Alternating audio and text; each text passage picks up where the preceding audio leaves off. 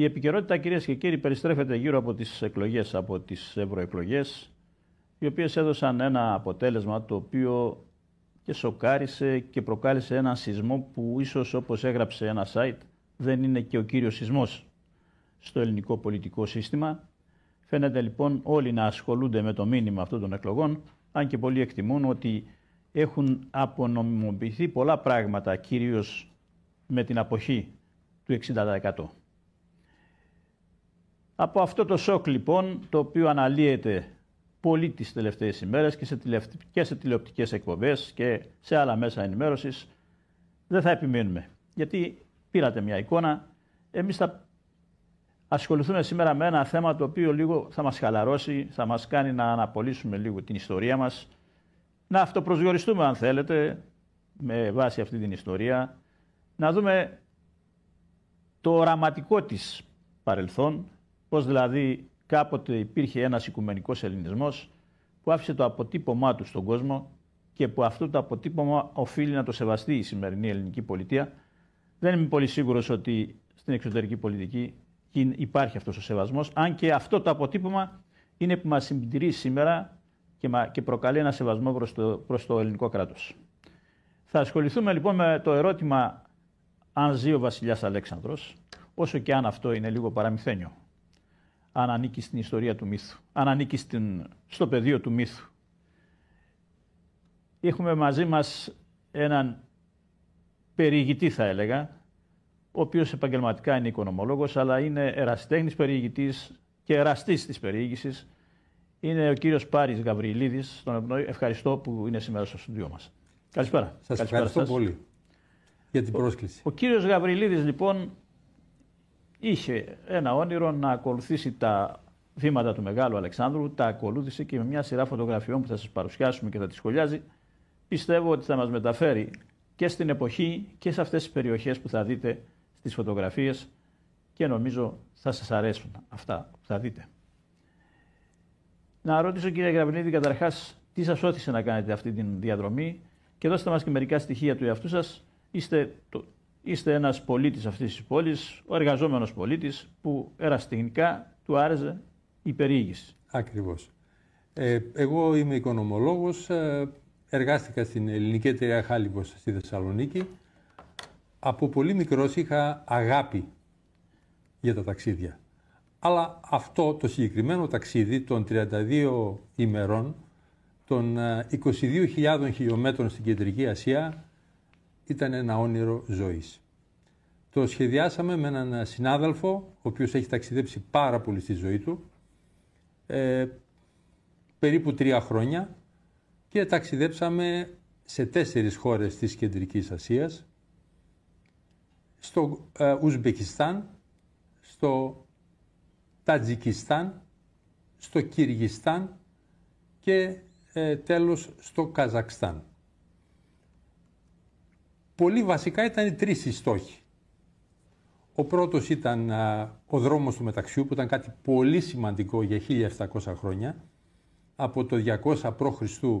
μέχρι το 1500, τότε που ξεκινούν οι ανακαλύψεις και οι εξερευνήσεις. Δεύτερο, να αγγίξουμε τον θρύλο του Μεγάλου Αλεξάνδρου, το πόσημα και πόλεις από όπου πέρασε και δημιούργησε. Και τρίτον, επισκεφθήκαμε την Αστάνα στο Καζακστάν για να επισκεφθούμε 2 γκουλάκ της εποχής Στάλιν, τα μόνα επισκέψιμα στον κόσμο. Βέβαια, πέρα από αυτά τα 3 στοιχεία, κάναμε και ένα μεγάλο ταξίδι 7ήμερο στο Παμίρ. Το Παμίρ είναι η οροσειρά που χωρίζει την Κίνα από την Ασία. Και επίσης μια περιήγηση 5 ημερών στο Κυργιστάν. Αυτό είναι το περίγραμμα, το πολύ βασικό περίγραμμα. Ξεκινώντας το ταξίδι από Κωνσταντινούπολη για τα σχέδια. Θα τα δούμε αυτά. Να πω μόνο ότι βεβαίως για τον Αλέξανδρο και τη διαδρομή του έχουμε μάθει στο σχολείο, έχουμε ακούσει, έχουμε δει διάφορες εκπομπές, αλλά έχει μια ιδιαιτερότητα όταν ένας άνθρωπος της διπλανής πόρτας, ένας άνθρωπος που γνωρίζουμε, κάνει αυτή την επίσκεψη, τραβάει τις δικές του φωτογραφίες, έχει έναν υποκειμενισμό δηλαδή κάθε ταξίδι, έχει τη δική του οπτική, έχει την οπτική του περιηγητή, επιλέγει αυτά που του κάνουν εντύπωση και πάντα μια τέτοια αναπόλυση, μια τέτοια περιοίκηση και μια τέτοια παρουσία στην τηλεοπτική έχει το ενδιαφέρον της. Επίσης να υπενθυμίσουμε ότι ο Αλέξανδρος ξεκίνησε αυτή την περιοδία του 334 π.Χ. και τελείωσε πεθαίνοντας το 323 και μου φαίνεται ήταν Ιούνιος όταν πέθανε. Δηλαδή έχουμε και μια επέτειο με αφορμή. Η εκπομπή παίρνει αφορμή και από αυτή την επέτειο. Λοιπόν, πάμε τώρα να δούμε μία-μία τις φωτογραφίες με τη βοήθεια των συναδέλφων από το Control, του σκηνοθέτη μας, της παραγωγού και των άλλων συναδέλφων. Εδώ βλέπετε, μάλλον είναι ο πίνακας της αναχώρησής σας. Από πού? Ξεκινάμε από Κωνσταντινούπολη. Εδώ μπορώ να σταματήσω λιγάκι, να επιμείνω. Είμαστε στο καινούριο αεροδρόμιο της Κωνσταντινούπολης. Για πολλούς είναι, και αυτό ισχύει σε μεγάλο βαθμό, ίσως είναι το μεγαλύτερο αεροδρόμιο του κόσμου, το καινούριο αεροδρόμιο. Εδώ έχω ένα πίνακα με τις αναχωρήσεις. Σε 4 ώρες είναι 130 αναχωρήσεις σε όλα τα σημεία του πλανήτη. Τεράστιο αεροδρόμιο. 17 λεπτά από τη στιγμή που προσγειώνεται το αεροπλάνο χρειάζεται για να πιάσει την φυσούνα του τέρμιναλ. 17 λεπτά πλάς. Είναι κάτι απίστευτο. Τεράστιο. Μάλιστα. Και από εκεί συνεχίζουμε για την Τασκένδη. Τασκένδη είναι η πρωτεύουσα του Ουσμπεκιστάν. Εδώ είμαστε στο μουσουλμανικό κέντρο της πόλης. Επισκεφθήκαμε το κέντρο, το μουσουλμανικό, την κεντρική αγορά και λίγο αργότερα πήγαμε στο κέντρο ελληνικού πολιτισμού. Είναι γνωστό ότι στην Τασκένδη μετά τον εμφύλιο ζούσαν περίπου 60.000 Έλληνες, μια μεγάλη παροικία Ελλήνων. Και αυτό είναι το πολιτιστικό κέντρο, όπου μέσα υπάρχουν συλλογές, αντίγραφα βέβαια, αντίγραφα με συλλογές νομισμάτων από το Μέγα Αλέξανδρο και τους επιγόνους του. Εδώ χτυπούσε η καρδιά της ελληνικής κοινότητας μέχρι πρόσφατα, τώρα έχουν μείνει πάρα πολύ λίγοι. Συνεχίζοντας, φεύγουμε μία μέρα στην Τασκένδη και ταξιδέψαμε για τον Νούκους. Νούκους είναι βόρειο-δυτικά του Ουσμπεκιστάν, με σκοπό να πάμε στη λίμνη Αράλη. Εδώ είμαστε στη λίμνη. Ποια λίμνη? Η λίμνη έχει μείνει ένα ελάχιστο μέρος από την αρχική της έκταση, λόγω του ότι οι Σοβιετικοί τη δεκαετία του 60 αλλάξανε το ρου των 2 μεγάλων ποταμών, του Ιαξάρτη και του Όξου ποταμού. Και η θάλασσα έχει αποτραβηχτεί 250 χιλιόμετρα. Αυτά είναι σκάφη τα οποία το 60 ήταν ψαροκάικα, μια τεράστια βιομηχανία υπήρχε στην περιοχή και τώρα έχουν μείνει τα κουφάρια. Είναι ίσως το μεγαλύτερο έγκλημα οικολογικό τις δεκαετίες αυτές, τις τελευταίες δεκαετίες του 20ου αιώνα. Η αποστράγγιση κατά κάποιο τρόπο της λίμνης Αράλης. Εδώ πήγαμε στο Νούκους που είπα προηγουμένως και για τη λίμνη, αλλά πήγαμε και για κάτι άλλο πολύ σημαντικό. Στο Νούκους είναι το περίφημο Μουσείο Ιγκόρ Σαβίτσκι. Ποιο είναι το σημαντικό σε αυτό το μουσείο? Αυτό δημιουργήθηκε στα χρόνια του Στάλιν. Εδώ ήταν ένας διευθυντής, ιδιαίτερο άτομο, το οποίο με ένα δικό του τρόπο μπόρεσε και μάζεψε έργα καλλιτεχνών, ζωγράφων, Ρώσων ζωγράφων, οι οποίοι σταλθήκαν στα γκουλάκ. Αυτός μάζευε τα έργα τους, τα έκρυβε στην Κιζίλ Κουμ, την περίφημη έρημο που περιβάλλει το χώρο, και αργότερα έκανε αυτή τη συλλογή. Είναι μια τεράστια συλλογή και κορονίδα αυτής της συλλογής είναι ο περίφημος Σταύρος. Ο Ταύρος του Βασίλη Λισένκο. Που, δεν τα έχουμε αυτά σε φωτογραφίες. Δεν τα έχουμε αυτά.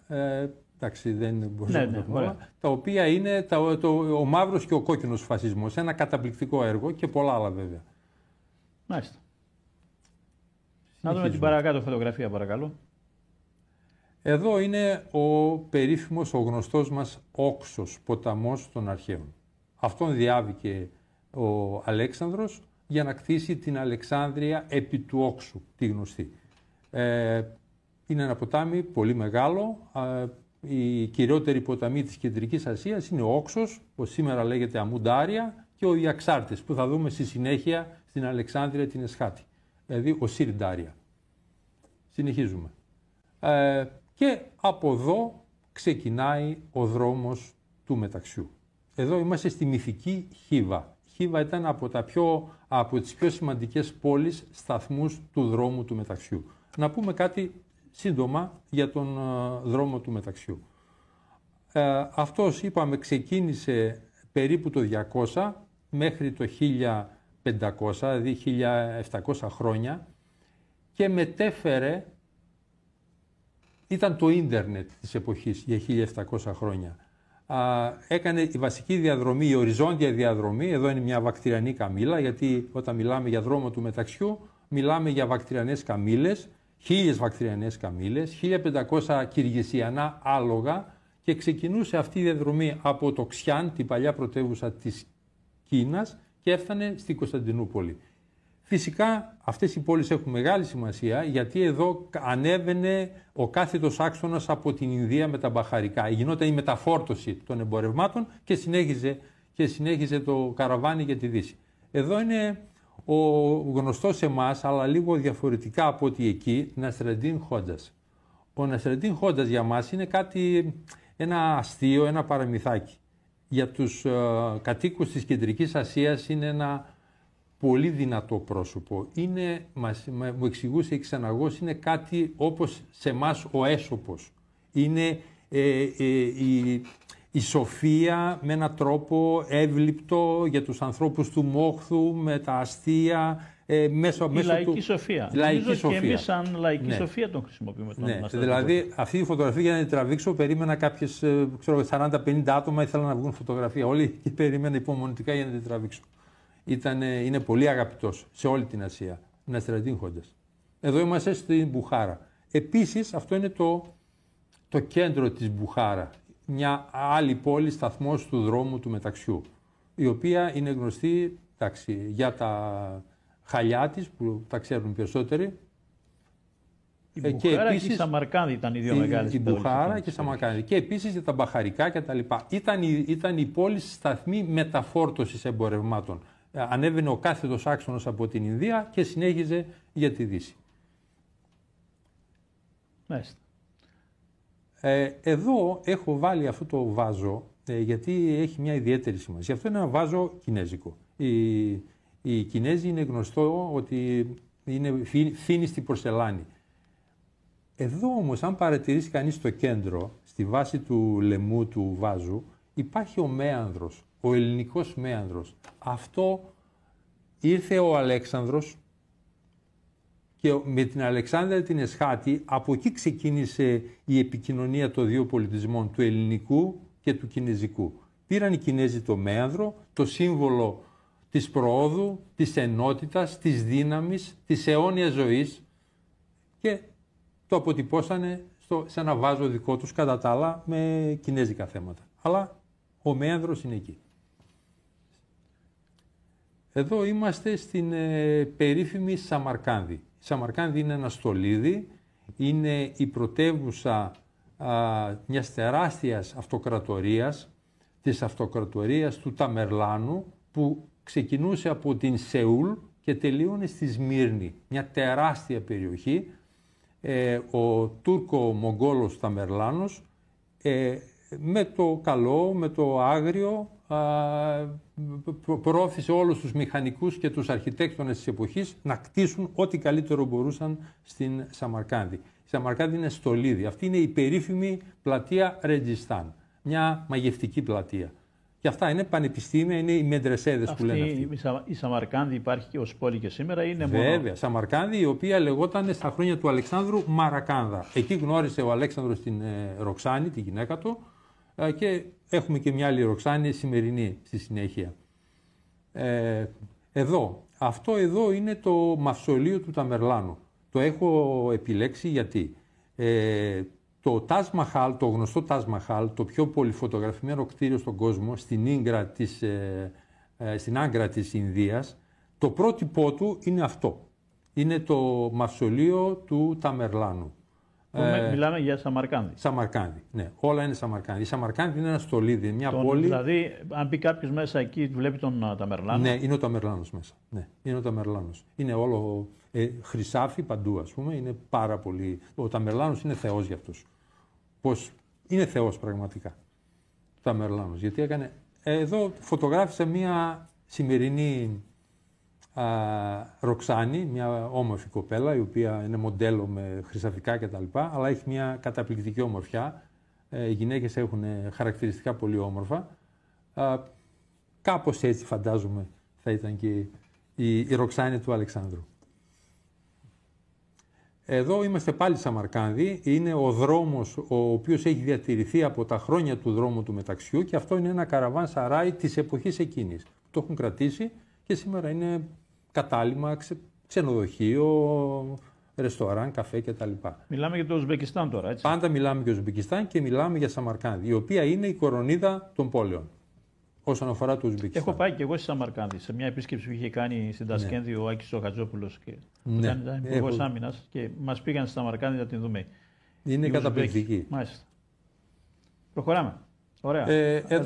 Εδώ είμαστε πάλι Σαμαρκάνδη, στο Μουσείο Αφρασιάμπ και έχουμε έναν πίνακα της πορείας του Μεγάλου Στρατιλάτη. Βλέπουμε αριστερά Μακεδονία, Πέλα, όλη η πορεία κατεβαίνει κάτω στο Μισήρε που είναι η Αίγυπτος, γίνεται θεός από τους Αιγύπτιους, συνεχίζει Βαβυλώνα, Περσέπολη, Βάκτρα και ανεβαίνει επάνω δεξιά Αλεξάνδρεια, Εσχάτα. Η Εσχάτα είναι η πιο, για τους Έλληνες όταν ακούμε η πιο πολύ έχουμε στο μυαλό μας Εσχάτα είναι η τελευταία. Δεν είναι η τελευταία, είναι η πιο βόρεια Αλεξάνδρεια. Ο Αλέξανδρος έκτισε περίπου 30 τόσες πόλεις. Αυτή είναι η πιο βόρεια και είναι καταπληκτική. Εδώ είναι ελληνοβακτηριανά νομίσματα στο μουσείο, στο ίδιο μουσείο, στο Μουσείο Αφρασιάμπ της Σαμαρκάνδης.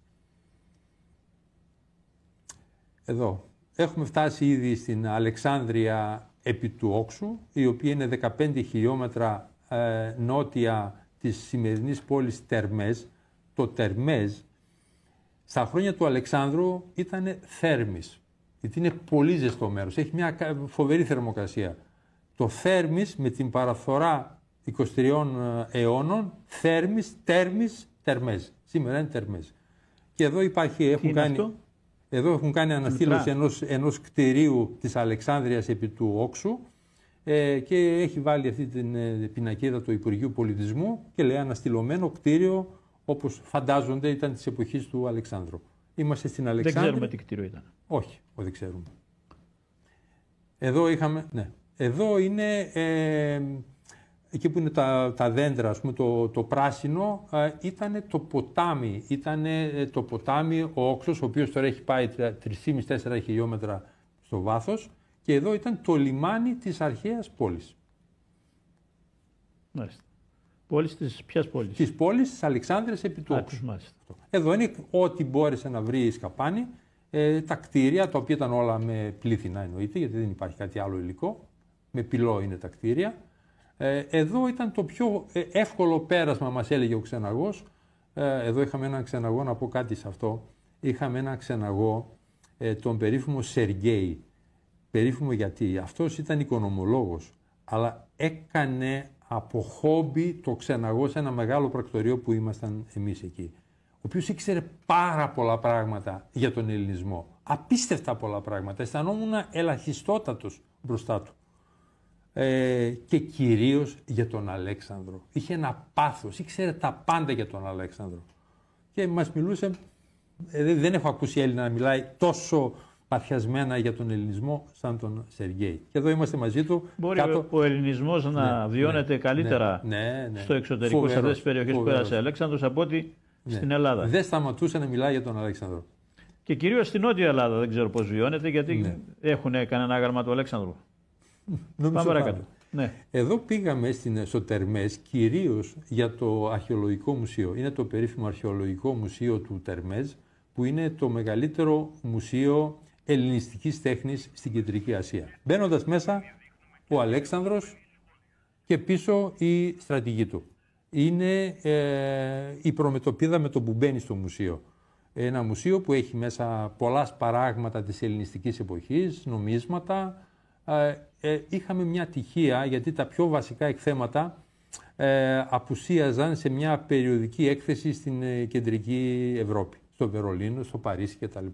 Είναι το μεγαλύτερο μουσείο ελληνιστικής τέχνης, είναι στο Τερμέζ. Τερμέζ είναι η νότια πόλη του Ουσμπεκιστάν, στα σύνορα με το Αφγανιστάν. Ο Όξος είναι το σύνορο. Μάλιστα. Ωραία, να κάνουμε... Ναι, αυτός είναι ο περίφημος Σεργέη. Αυτός ο απίστευτος άνθρωπος, ας πούμε, ο παθιασμένος με την Ελλάδα. Πάτε μια ανάσα να κάνουμε μια μικρή διακοπή για διαφημίσεις στο σημείο αυτό, Βεβαίως. κύριε Γαβριλίδη, και θα επανέλθουμε, κυρίες και κύριοι, πολύ σύντομα για να συνεχίσουμε αυτή την περιοδία σε μέρη που είναι πολύ ενδιαφέροντα για τον ελληνισμό, σε μέρη που ήταν η πορεία του Μεγάλου Αλεξάνδρου. Είναι εκπομπή Πρίσμα, κυρίες και κύριοι, της Δημοτικής Τηλεόρασης Θεσσαλονίκης. Περνάμε στο δεύτερο μέρος της σημερινής εκπομπής. Το θέμα μας είναι το ερώτημα αν ζει ο βασιλιάς Αλέξανδρος, και φαίνεται από όσα μας λέει μέχρι στιγμής ο κύριος Πάρης Γαβριλίδης, οικονομολόγος στο επάγγελμα και ερασιτέχνης περιηγητής, φαίνεται να ζει σε αυτές τις περιοχές που περπάτησε και ο ίδιος, τράβηξε φωτογραφίες και μας τις δείχνει τις φωτογραφίες αυτές και τις σχολιάζει επίσης. Προχωράμε λοιπόν σε αυτές τις φωτογραφίες με τη βοήθεια και του σκηνοθέτη μας και της παραγωγού μας και των συναδέλφων από το Control. Αυτή είναι η επόμενη φωτογραφία. Εδώ, κύριε Σαββίδη, είμαστε στην περίφημη, πραγματικά περίφημη Αλεξάνδρεια την Εσχάτη. Αυτός είναι ο Ιαξάρτης ποταμός, ο αρχαίος, σήμερα λέγεται Σιριντάρια, αλλά μου έκανε εντύπωση οι κάτοικοι, και όχι μόνο οι Ξαναγοί, κρατάνε και τις δύο ονομασίες. Και Ιαξάρτης και Σιριντάρια. Είναι μια όμορφη πόλη. Εδώ βλέπουμε το ποτάμι να διασχίζει την πόλη. Και φυσικά το πιο σημαντικό εδώ είναι το ιστορικό μουσείο της πόλης, που θα δούμε στη συνέχεια. Εδώ είναι ένα μέρος του πύργου της Ακρόπολης της πόλης, και έχουν κάνει το ιστορικό μουσείο. Το σημαντικό εδώ βλέπουμε στην ξύλινη πόρτα επάνω υπάρχει ένα αστέρι. Είναι το 12κτηνο αστέρι της Βεργίνας. Και μέσα στο μουσείο, που το οποίο είναι τριόροφο, ένας ολόκληρος όροφος είναι αφιερωμένος μόνο για τον βασιλιά Αλέξανδρο. Με μοσαϊκά, μαρμάρινα μοσαϊκά, διαστάσεων, τεραστίων διαστάσεων, 7x3. Εδώ είναι η γέννηση. Ο Φίλιππος πιάνει τον νεαρό Αλέξανδρο στην αγκαλιά του και στο δεξιά η Ολυμπιάδα. Μάλιστα. Εδώ ο έφηβος Αλέξανδρος υπέβη τον Βουκεφάλα και δεξιά ο πατέρας Φίλιππος, πανευτυχής, καμαρώνει το γιο του. Στο δάπεδο του ορόφου αυτού, που είναι μόνο με έργα του 7, είπαμε, μεγάλα μοσαϊκά του Αλεξάνδρου, υπάρχει όπως βλέπουμε έντονα έγχρωμα μοσαϊκά η πορεία του Αλεξάνδρου από την Πέλα έως τη Βαβυλώνα, σε συνδύες και τη Βαβυλώνα. Είναι ο όροφος μόνο για τον Αλέξανδρο. Καταπληκτικό. Εδώ είναι... Αυτά τα έργα είναι έργα εκείνης της εποχής ή όχι, έργα... αυτά είναι έργα, αυτά γίνανε στην εποχή, την Σοβιετική εποχή. Μάλιστα. Κάποιος φιλότεχνος, φαντάζομαι, διευθυντής μουσείου, το αποφάσισε. Εδώ είναι οι 12 θεοί του Ολύμπου, Απόλλων κτλ. Είναι θέματα, ο Αλέξανδρος με τον Αριστοτέλη, ο γάμος του, ο θάνατός του, επιθεωρεί το στράτευμα, θέματα που έχουν σχέση με τον ο Ηφαιστίωνας κτλ. Είναι καταπληκτικά. Το αστέρι φαίνεται κάπως, ας πούμε, στην πόρτα επάνω. Μάλιστα. Και λέει ιστορικό μουσείο Σούγντ Region, που σημαίνει Σούγντ είναι η Σογδιανή, γιατί εδώ είμαστε στην Σογδιανή. Ενώ η Αλεξάνδρεια επί του Όξου είναι στην Βακτριανή. Τώρα, εδώ έβγαλα αυτή τη φωτογραφία κυρίως για τους φίλους μου, που δεν θα πιστεύαν ότι υπάρχει λίμνη μετά από 2.300 χρόνια με το όνομα του Αλεξάνδρου. Ισκαντέρ Κουλ. Να πούμε κάτι το Ισκαντέρ, γιατί για κάποιους μπορεί να μην είναι γνωστό. Στην Ανατολή ο Αλέξανδρος είναι γνωστός σαν Ισκαντέρ. Όταν νίκησε τον Δαρείο στην μάχη των Γαυγαμήλων, οι Πέρσες, αναγνωρίζοντας το μεγαλείο και την υπεροχή του Αλεξάνδρου, τον αποκαλέσαν Ισκαντέρ, που στην αίσθησή τους είναι θεός, βασιλιάς, ηγέτης, τα πάντα. Μύθος. Και αυτό το όνομα το δίνουν και στα παιδιά τους σήμερα. Μου έλεγε ένας Ξαναγός, δεν είναι το πιο κοινό όνομα, αλλά εξακολουθούν και το δίνουν. ή Ισκαντέρ ή Αλεξάνδερ. Αυτή είναι η περίφημη λίμνη του Αλεξάνδρου. Ισκαντέρ Κουλ. Μια παγετώνια λίμνη εξαίσιας ομορφιάς στα 2.195 μέτρα. 6 μήνες είναι παγωμένη. Είναι απίστευτης ομορφιάς. Πώς ανεβήκατε εκεί πάνω? Έχει δρόμο, χωματόδρομο βέβαια. Υπάρχουν χωριά γύρω-γύρω και στα οποία μένουν οι Ισκαντεροί Κούλοι. Οι Ισκαντεροί Κούλοι είναι η Αλεξανδρινή της λίμνης, γιατί Κούλ είναι η λίμνη. Μάλιστα. Εδώ, αυτός είναι ο ξεναγός που είχαμε εκεί, ο Ντέιβι, ο οποίος θέλει να φωτογραφηθεί σε ένα σημείο, σε ένα κτηριάκι που έχει τον Αλέξανδρο πάνω στο βουκεφάλα και μου λέει τράβηξε αυτή τη φωτογραφία. Ήθελε να τον αποθανατήσω δείχνοντας τον Αλέξανδρο. Εδώ είναι ο καταράχτης, γιατί είναι η λίμνη του Αλεξάνδρου, αλλά το βουνό που βλέπουμε στο βάθος έχει το όνομα του Αλέξανδρου. Ένα ποτάμι που ξεκινάει από τη λίμνη και συνεχίζει, έχει το όνομα του Αλέξανδρου. Και ο καταράχτης αυτός 50 μέτρα πιο κάτω, επίσης έχει το όνομα του Αλέξανδρου. Αυτή είναι η λίμνη, πρωινή λήψη, είναι καταπληκτική. Εδώ ξεκινώντας, φεύγοντας από τη λίμνη για την Ντουσάμπε, είναι μια φωτογραφία το Παμίρ, το δυτικό Παμίρ. Είμαστε κατεβαίνοντας για την πρωτεύουσα Ντουσάμπε. Το Παμίρ είναι, είπαμε, το βουνό, το τεράστιο συγκρότημα, το οποίο χωρίζει την Ασία από την Κίνα.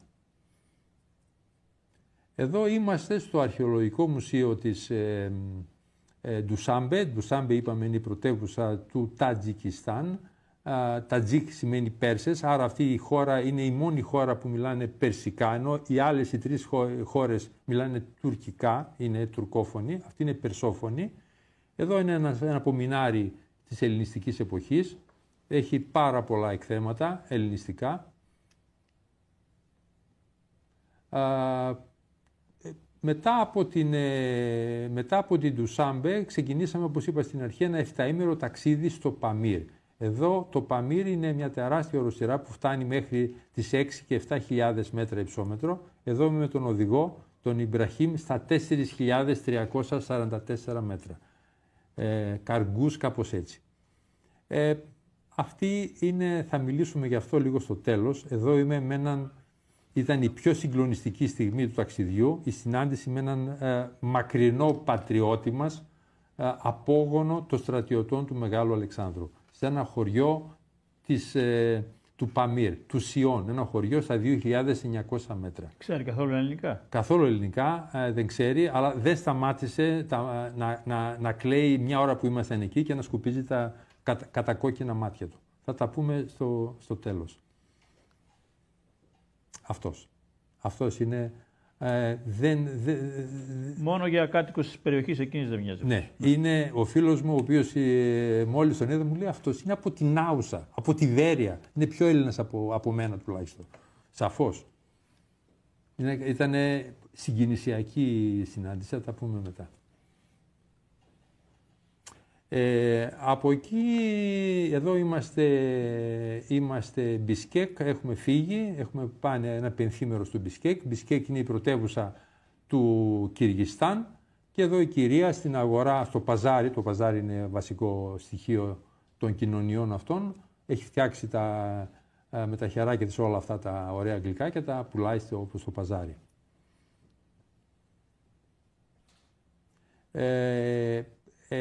Ταξιδεύοντας φτάσαμε μέχρι το Τας Ραμπάτ. Εδώ είμαστε Τας Ραμπάτ. Είναι ένα κάμπινγκ με γιούρτες. Γιατί κάνουν γιούρτες? Γιατί οι αποστάσεις είναι μεγάλες και επειδή δεν υπάρχουν ξενοδοχεία, κάνουν αυτές τις σκηνές κτλ.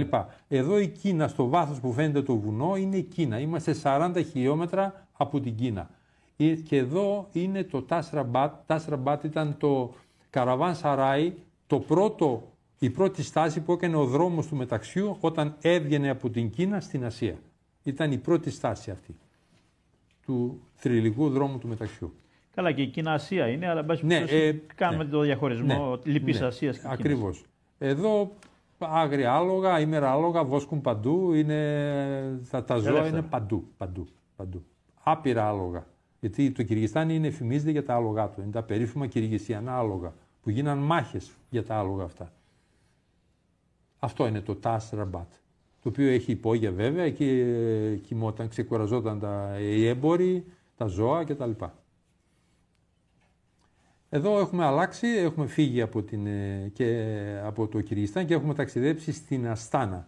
Η Αστάνα είναι αυτή είναι η νέα Αστάνα, μια πόλη η οποία σήμερα κινείται κάπου ανάμεσα στη Σιγκαπούρη και στο Ντουμπάι. Σαν στυλ. Ναι, σαν στυλ. Είναι η πρωτεύουσα του Καζακστάν. Το Καζακστάν το οποίο είναι πλούσιο σε σπάνιες γέες, σε πλουτόνια, σε πετρέλαια, πάρα πολύ πλούσια, πολύ ανερχόμενη. Η ένατη χώρα στον κόσμο όσον αφορά την έκταση και αυτό επαναλαμβάνεται. Εδώ είναι το σύμβολο, ο λευκός πύργος, ας πούμε, της Αστάνα. Είναι το σύμβολο. Εδώ δεν πήγαμε για την Αστάνα φυσικά, πήγαμε για να επισκεφθούμε τα γκουλάκ. Εδώ θα μείνουμε λιγάκι. Εδώ είναι το διοικητήριο του αρχιπελάγου στον γκουλάκ του Καζακστάν. Εδώ υπήρξε τρόφιμος ο Αλεξάνδρ Σολτζενίτσιν, που έγραψε το περίφημο αρχιπέλαγος γκουλάκ. Αυτό το κτίριο, το οποίο δεν είναι μόνο αυτό, είναι επεκτείνεται και αριστερά και δεξιά. Εδώ γινόταν η διεύθυνση των 26 γκουλάκ που ήταν σπαρμένα σε μια έκταση μεγαλύτερη της Γαλλίας. Ήταν από τα μεγαλύτερα γκουλάκ του Ιωσήφ Στάλιν. Και εδώ όσο έκανα, γύρω στο 1 εκατομμύριο άνθρωποι πρέπει να αφήσαν την πνοή τους. Προχωράμε. Νάτος και ο Πατερούλης. Εδώ είναι ο Πατερούλης, νομίζω αντικατοπτρίζει με το καλύτερο τρόπο το πνεύμα της εποχής. Είναι το βλοσιρό βλέμμα του Στάλιν με τη σκοπιά. Στο Μουσείο Καρλάγκ. Τώρα λειτουργεί φυσικά σαν μουσείο. Με 25 αίθουσες. Εδώ, αυτό είναι στο επόμενο μουσείο, αλλά δεν έχει σημασία. Εδώ είναι ένας χάρτης που απεικονίζει τη Σοβιετική Ένωση και η κάθε κόκκινη βούλα είναι ένα γκουλάκ. Όχι ακριβώς ένα γκουλάκ. Μπορεί να είναι και ένα διοικητήριο γκουλάκ. Δηλαδή η μία βούλα να αντιστοιχεί σε 20, σε 10 γκουλάκ. Ήταν 500 με 1000 περίπου τα κεντρικά γκουλάκ, στα οποία απευθύνονταν πολλά και πολλά άλλα. Εδώ είμαστε στο άλλο το γκουλάκ, το περίφημο Alzir Memorial Gulag. Το Alzir είναι το αρτικό λεξό των λέξεων στα ρωσικά που σημαίνει στρατόπεδο των συζύγων των προδοτών της πατρίδος. Δηλαδή, εάν συνελάβαναν οι αρχές έναν άντρα, η γυναίκα του έπρεπε να υπογράψει δήλωση μετανοίας. Εάν δεν το έκανε με τα παιδιά της, αν ήταν μικρά μέχρι 3 χρονών, από όλη τη Σοβιετική Ένωση ερχόταν στο Αλζίρ. Εδώ ήρθε η αφρόκραμα της ρωσικής κοινωνίας, ήρθαν ποιήτριες, πιανίστριες, συγγραφείς, ο ανθός της ρωσικής κοινωνίας, επώνυμα των οποίων οι σύζυγοι στα γκουλάκ. Ήταν στα γκουλάκ. Και αυτές ήταν οι σύζυγοι των προδοτών της πατρίδος. Μάλιστα. Ποιο είναι αυτό που θα θέλατε να πείτε στο τέλος, γιατί είμαστε προς το τέλος, αυτή ήταν η τελευταία φωτογραφία που είχαμε. Ναι. Αυτό το οποίο ήθελα να επιμείνω ήταν αυτό που είπα προηγουμένως. Το πιο σημαντικό του όλου του ταξιδιού των 22.000 χιλιόμετρων ήταν σε ένα χωριό,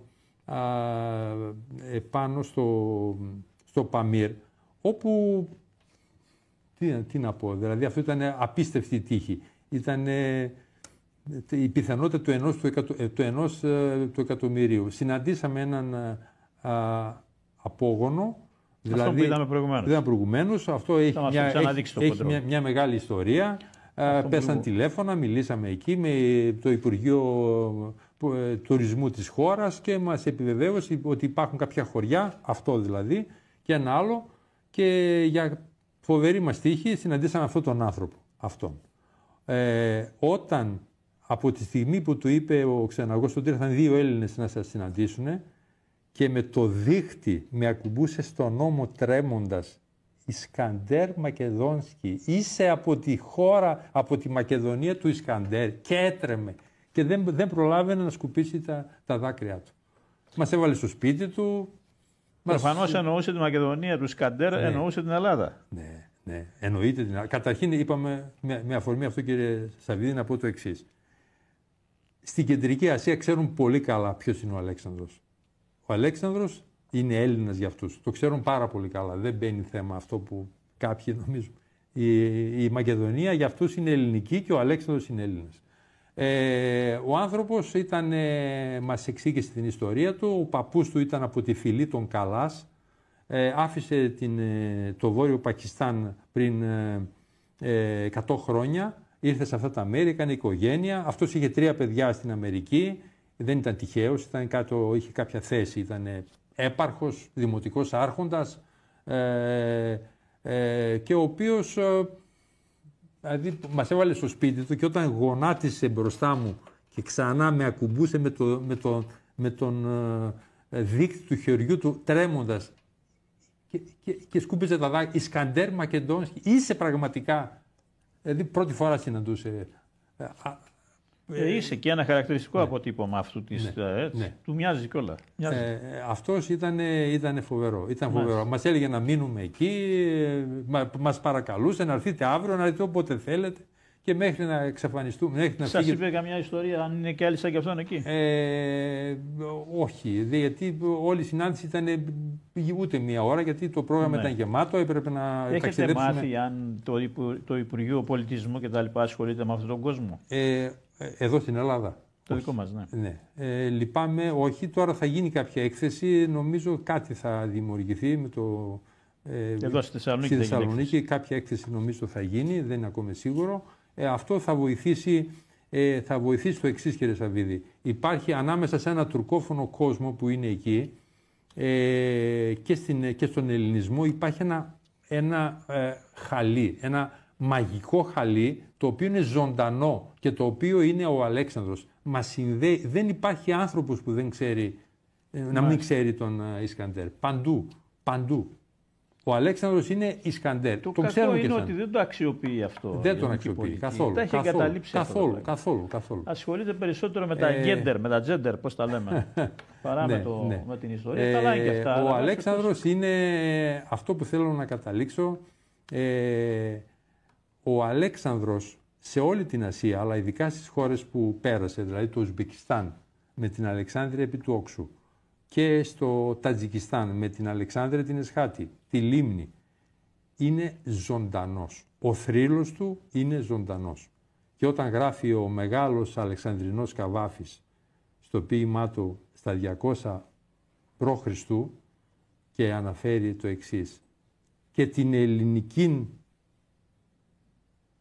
λαλιά ως την Βακτριανήν την πήγαμεν ως τους Ινδούς. Φωτογραφίζει το μέγιστο των Ελλήνων, το μέγιστο Αλέξανδρο. Τότε την πήγανε με πολλές δυσκολίες. Την πήγαν όμως γιατί είχαν έναν πολιτισμό και τον διέδωσαν και δεν τον περιόριζαν στη μικρή περιοχή των ελληνικών πόλεων κρατών τότε. Του ελλαδικού κράτους. Τον οικουμενικό ελληνισμό τον δημιούργησε, οι Έλληνες Μακεδόνες τον δημιούργησαν. Ο Αλέξανδρος, ο Φίλιππος, αυτοί.